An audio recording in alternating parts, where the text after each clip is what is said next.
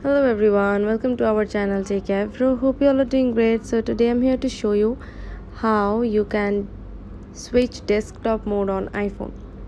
So go to settings, from here go to Safari, from here turn this button on. So go to scroll down and request desktop side, and if you turn this on you can switch your Safari to desktop mode. So go to Facebook.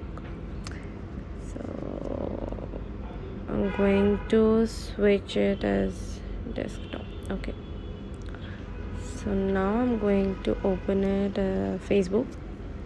So yeah, this is how you can switch your desktop mode on your iPhone. So thanks for watching. Hope this video helps you. Don't forget to subscribe to our channel and don't forget to hit the bell icon button. Bye bye. See you in the next video.